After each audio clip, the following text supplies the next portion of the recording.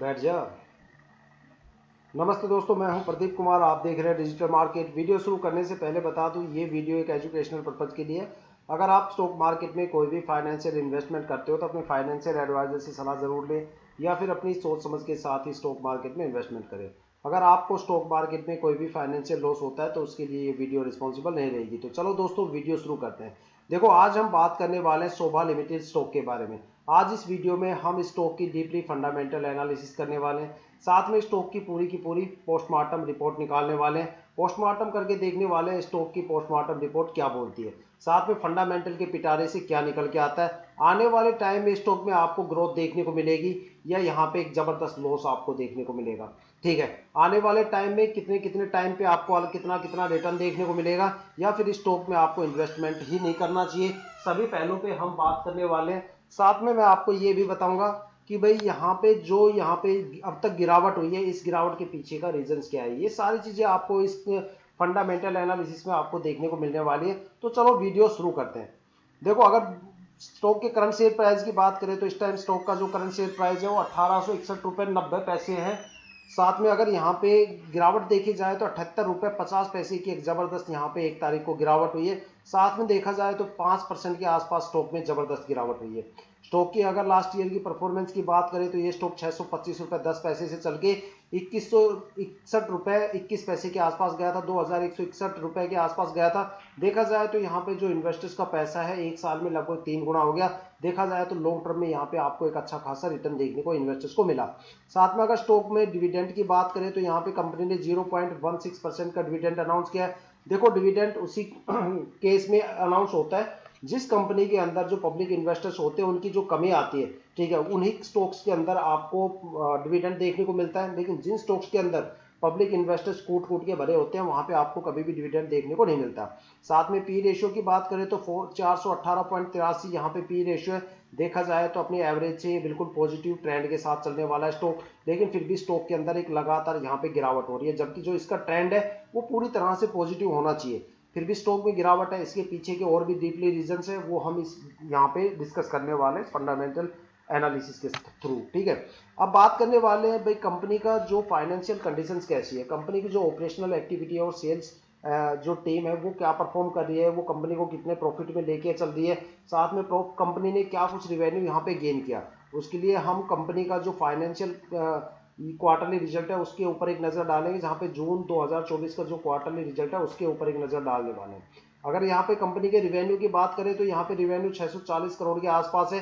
Last year के comparison में यहाँ पे आपको 29% से ज़्यादा की गिरावट देखने को मिलती है।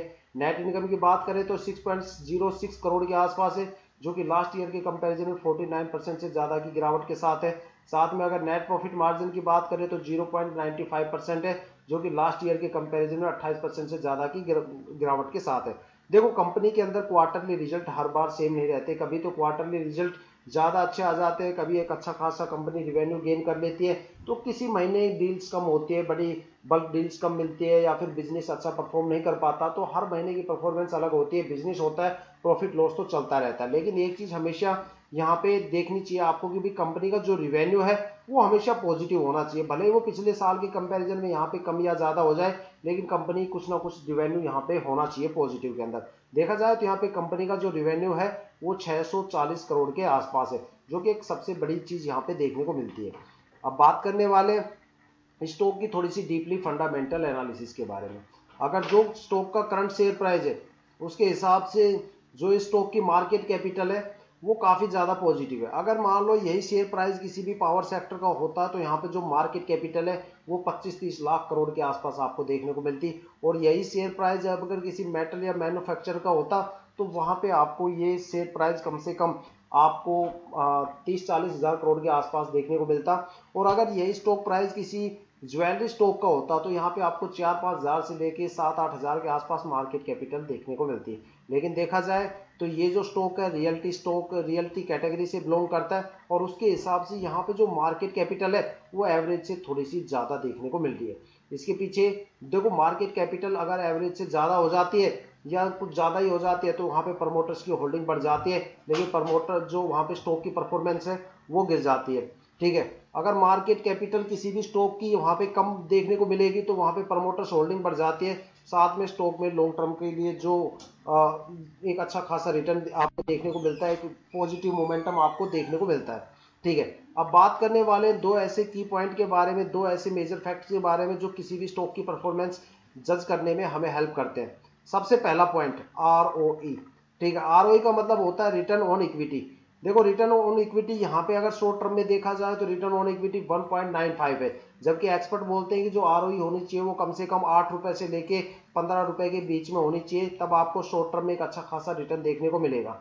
ROE की बात करें, रिटर्न ऑन कैपिटल, जहां पे आपको लॉन्ग टर्म में रिटर्न जो देखने को मिलेगा उसका एक इंडिकेटर है कि यहाँ पे आपको डिविडेंड बोनस वगैरह साथ में जो लॉन्ग टर्म में क्या कुछ मिलने वाला है। तो यहाँ पे ROC जो है वो 8.58 के आसपास है। देखा जाए तो इसका जो रेशियो है वो भी 8 से लेके 20 के आसपास होना चाहिए। ठीक है, तब आपको लॉन्ग टर्म में अच्छा खासा रिटर्न देखने को मिलेगा। देखा जाए तो ये भी 8 पॉइंट से थोड़ा सा ज्यादा है, तो यहाँ पे आपको लॉन्ग टर्म में एक अच्छा खासा रिटर्न देखने को मिलेगा। ठीक है, अब बात करने वाले इस स्टॉक के बुक वैल्यू के बारे में।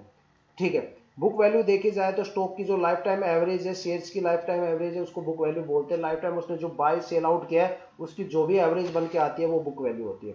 किसी भी कंपनी की सबसे मजबूत रेजिस्टेंस उसकी बुक वैल्यू होती है। कोई भी कंपनी अपने शेयर प्राइस को कभी भी बुक वैल्यू से नीचे नहीं गिरा सकता। अगर वो गिरा देता है तो समझ लेना कंपनी की परफॉर्मेंस खत्म हो चुकी है, कंपनी पूरी तरह से दिवालिया घोषित हो गई। कंपनी जल्दी आने वाले टाइम में यहाँ पे कंपनी डिलिस्ट होने वाली है। वहां पे पब्लिक इन्वेस्टर्स का तो पता नहीं, लेकिन DII FII और प्रमोटर की वहां पे दम के ठोकाई होती है। और जिस कंपनी में एक बार प्रमोटर की बढ़िया पिटाई हो जाती है वो उस कंपनी को दोबारा कभी भी प्रमोटर नहीं मिलते और वो कंपनी डिलिस्ट होने की कगार पे आ जाती है। साथ में सेबी उसे ASM और GSM की कैटेगरी में डाल देता है, जहां पे उसके ऊपर एक सर्विलेंस टीम बैठ जाती है, जहां पे उसकी हर एक फाइनेंशियल एक्टिविटी को मॉनिटर किया जाता है। ठीक है, साथ में अगर मान लो किसी भी केस के अंदर अगर आपका शेयर जीरो हो जाता है या आपकी कंपनी डिलिस्ट हो जाती है तो उस केस में आपको क्या मिलेगा, तो उस केस में आपको यहाँ पे पर शेयर 10 रुपए मिलेंगे, जिसको हम यहाँ पे फेस वैल्यू बोलते हैं। ठीक है, चाहे वो शेयर आपने 1000 रुपए 1500 2000 कितने का भी खरीदा हो, लेकिन अगर कंपनी डिलिस्ट हो जाती है और आपका शेयर जीरो हो जाता है तो आपको 10 रुपए रिकवरी अमाउंट यहाँ पे पर शेयर आपको देखने को मिलेगा। देखा जाए तो स्टॉक मार्केट में फेस वैल्यू को कोई भी कंसीडर करके नहीं चलता, ज्यादातर लोग कंसीडर नहीं करते, क्योंकि जो लोग यहाँ पे शेयर खरीदते हैं जाहिर सी बात है वो प्रॉफिट गेन करके ही निकलेंगे। ठीक है, अगर उनको मार्केट में न्यूज मिल गई भाई इस डेट पे कंपनी डिलिस्ट होने वाली है, तो जाहिर सी बात है डिलिस्टिंग प्रोसेस में सारे शेयर जीरो हो जाएंगे, तो वहां पे लोग क्या करेंगे, अपना प्रॉफिट बुक करेंगे, तुरंत वहां से निकल जाएंगे। अगर मान लो किसी को प्रॉफिट नहीं मिल पा रहा, क्योंकि जाहिर सी बात है सेलिंग प्रेशर बढ़ेगा, तो जिसको प्रॉफिट नहीं मिल पा रहा वो थोड़ा बहुत लॉस लेके वहां से निकल लेगा, लेकिन जो फेस वैल्यू है वहां तक का इंतजार कोई भी नहीं करता। ठीक है, इसी वजह से इसको स्टॉक मार्केट में ज्यादातर लोग कंसिडर नहीं करते। अब बात करने वाले हैं स्टॉक में शॉर्ट टर्म में आपको कितना रिटर्न देखने को मिलेगा और लॉन्ग टर्म में यहाँ पे आपको कितने कितने टाइम पीरियड पे क्या क्या रिटर्न देखने को मिलेगा। अगर शॉर्ट टाइम की यहाँ पे अलग अलग टाइम पीरियड के रिटर्न की बात करें तो अगर आप 1 वीक की होल्डिंग करते हो तो यहाँ पे आपको कोई भी खास रिटर्न देखने को नहीं मिलेगा। अगर आप 1 मंथ के लिए 1 वीक की होल्डिंग पे कोई रिटर्न नहीं है, 1 मंथ की होल्डिंग पे आपको यहाँ पे 7-7.5% का अच्छा खासा एक छोटा सा रिटर्न आपको देखने को मिलता है। अगर आप 3 मंथ की होल्डिंग करते हो तो यहाँ पे आपको कोई भी रिटर्न देखने को नहीं मिलता। 6 मंथ की होल्डिंग पे आपको यहाँ पे 24% के आसपास एक अच्छा खासा रिटर्न देखने को मिलेगा। और अगर आप इसको 9 मंथ के लिए होल्ड करते हो तो यहाँ पे आपको 87% के नियर बाई एक अच्छा खासा रिटर्न देखने को मिलता है। अब बात करने वाले लॉन्ग टर्म में अलग अलग टाइम पीरियड पे आपको कितना कितना रिटर्न देखने को मिलेगा। अगर आप इसे 1 ईयर के लिए होल्ड करते हो तो यहाँ पे आपको 174% का अच्छा खासा रिटर्न देखने को मिलेगा। 2 ईयर्स की होल्डिंग पे यहाँ पे आपको 198% का रिटर्न देखने को मिलेगा। 3 ईयर्स की होल्डिंग में आपको 140% का रिटर्न देखने को मिलेगा। 4 ईयर्स की होल्डिंग पे यहाँ पे आपको 740% का रिटर्न देखने को मिलेगा। और 5 ईयर्स की होल्डिंग पे यहाँ पे आपको 303% का एक अच्छा खासा रिटर्न देखने को मिलता है। अगर एक एवरेज देखी जाए रिटर्न की तो शॉर्ट टर्म में कोई खास रिटर्न नहीं है। 6 मंथ और 9 मंथ में आपको एक अच्छी खासी यहाँ पे रिटर्न देखने को मिलेगी। और अगर लॉन्ग टर्म की बात करें तो जितना लॉन्ग टर्म यहाँ पे आप इन्वेस्टमेंट करोगे उतना अच्छा खासा रिटर्न यहाँ पे देखने को मिलेगा। लेकिन 4 ईयर्स को यहाँ पे सबसे ज्यादा रिकमेंडेड किया जा रहा है कि भाई 4 ईयर तो कम से कम यहाँ पे होल्ड करो, एक अच्छा खासा रिटर्न आपको मार्केट से देखने को मिलेगा। मैंने पहले बताया था ROE काफी कम है, तो यहाँ पे शॉर्ट टर्म में कोई खास रिटर्न देखने को नहीं मिलने वाला, लेकिन ROC का काफी अच्छा रेशियो है, तो यहाँ पे आपको लॉन्ग टर्म में अच्छा खासा रिटर्न देखने को मिलेगा। अब बात करने वाले हैं इस स्टॉक के होल्डिंग पैटर्न के बारे में। किसी भी स्टॉक का जो होल्डिंग पैटर्न है वो काफी ज्यादा इंपॉर्टेंट पॉइंट होता है। ये चीज जज करने के लिए भी उस स्टॉक में हमें इन्वेस्टमेंट करना चाहिए या नहीं करना चाहिए, वहां पे शॉर्ट टर्म और लॉन्ग टर्म में कितना कितना रिटर्न रहेगा सबसे बड़ा इंडिकेटर है शॉर्ट टर्म लॉन्ग टर्म के रिटर्न के बारे में बताने वाला। साथ में बताएगा कि यहाँ पे किस किस ने कितना कितना माल दबा रखा है। ठीक है, तो चलो देखते हैं। अगर प्रमोटर की होल्डिंग की बात करें लास्ट ईयर तो यहाँ पे 52.28% थी, जो इस साल बढ़ के 52.77% होल्डिंग हो गई है। साथ में अगर देखा जाए डीआईआई की होल्डिंग, तो लास्ट ईयर यहाँ पे डीआईआई की होल्डिंग 14.95% के आसपास थी, जो इस साल यहाँ पे गिर के 19.05% के आसपास आके खड़ी हो गई है। सॉरी बढ़ गई है, बढ़ 14% से बढ़ के यहाँ पर 19% हो गई है, काफ़ी ज़्यादा बढ़ गई है।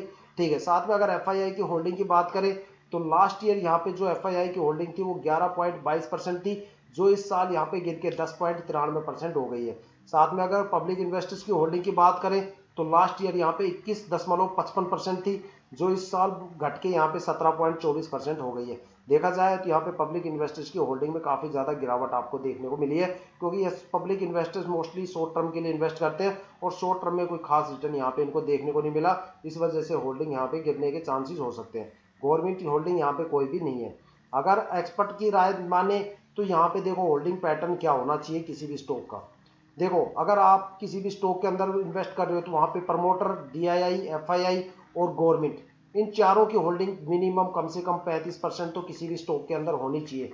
वहाँ पे 35% से जितना ज़्यादा रहेगी उतना ज़्यादा आपको पॉजिटिव परफॉर्मेंस देखने को मिलेगी, एक अच्छा खासा रिटर्न आपको देखने को मिलेगा। अगर 35% से यहाँ पे आपको होल्डिंग कम देखने को मिलती है तो उस स्टॉक में आपको इन्वेस्ट ही नहीं करना चाहिए, या फिर उस स्टॉक से जितनी जल्दी आप निकल सको निकल जाना चाहिए। वहाँ पे आपको कोई भी अच्छा खासा रिटर्न नहीं देखने को मिलने वाला, साथ में वहाँ पे आपको एक पॉजिटिव परफॉर्मेंस की जगह नेगेटिव परफॉर्मेंस देखने को मिलेगी, साथ में लॉस के अलावा आपको कुछ भी देखने को नहीं मिलने वाला।